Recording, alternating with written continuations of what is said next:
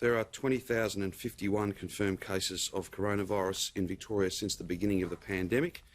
That is 11 new cases since yesterday's update. 5 are linked to known outbreaks and complex cases. 6 are under investigation. 2 cases were reclassified. Both of those relate back to August. There have been 763 deaths due to this global pandemic. I'm sad to have to update you. 2 since my last report. 1 female in her 80s, 1 female in her 100s. One of those 2 deaths is linked to an aged care outbreak. We of course send our best wishes and sympathies, our sincere condolences to those 2 families. There are 92 Victorians in hospital. 6 of those are in intensive care and just 3 people are on a ventilator. A total of 2,582,621 test results have been received since the beginning of the pandemic. That's an increase of 7,164 test results since yesterday. There are 4,266 cases with an unknown source, a decrease of 1 since yesterday's report. There are 79 healthcare workers who are active cases, and we send our best wishes to them and we thank all of their colleagues for the amazing work that they do. There are 657 active cases across Victoria. That number continues to steadily fall. In terms of active cases, there are no additional active cases in regional local government areas under the 3rd step, and there are no new cases in Casey LGA. I'm pleased to be able to inform you, although that Hallam outbreak now runs at 43 positive cases. There are currently 23 active cases in regional Victoria. Those numbers are low and are getting lower, and that's a credit to everyone in regional Victoria for the mighty job that they've done and the seriousness with which they take these rules, albeit they're very different rules, but the rules nonetheless, and they need to be followed, and that's exactly what regional Victorians are doing. In terms of the rolling averages, Metro, it is now, that is from 7 September to 20 September, Metro 34.4, regional 1.6. In terms of active cases in other settings, 332 active cases in aged care.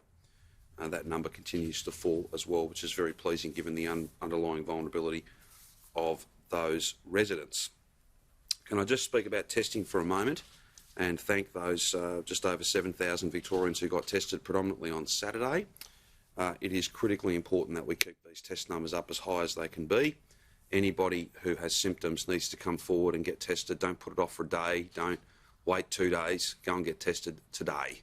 It is a massive contribution that you can make. And I know I say this a lot, but it is critical to us having the most complete picture and us having the confidence that we've got a meaningful sense, and we've got the proper surveillance of where this virus is, how it's presenting, chains of transmission. That's not to stop us taking next steps. Coming forward and getting tested won't mean we don't take a next step. But if test numbers fall to levels, these are still at they're in an acceptable range, but it's a general message. If you've got symptoms, you've got to go and get tested. If test numbers were not to be maintained at a robust level, at a level that we thought was a good proxy for how much virus is out there, that's what will hold us back from taking future steps. So to each and every Victorian who might have woken up this morning with a scratchy throat, a runny nose, a headache, any of those well-known and well-understood coronavirus symptoms, please go and get a test today. You'll get your result tomorrow. It is a simple but a profoundly important thing that you can do for your family and for every single Victorian family. Beyond that, this is not just a good day, this is a great day. We are seeing these numbers come down, this strategy is working. All of us have to stay the course though, because if we were to open up right now, these numbers are still too high, and as has been noted many, many times, as recently as in the media reporting today, if you open up today, you won't see the impacts of that for 2 to 3 weeks' time. There is a lag with this. That's one of the wicked elements of this enemy. What you do today it'll not be apparent what the impact of that is for some weeks to come. And that is frustrating, I know. Everyone wants to be open yesterday. But if we do it too fast, then we simply run an unacceptable risk of losing control, and all the hard work that everyone's done, all the sacrifice, the massive contribution that people have made and are making every day won't count for much at all. So we just have to stay the course on this.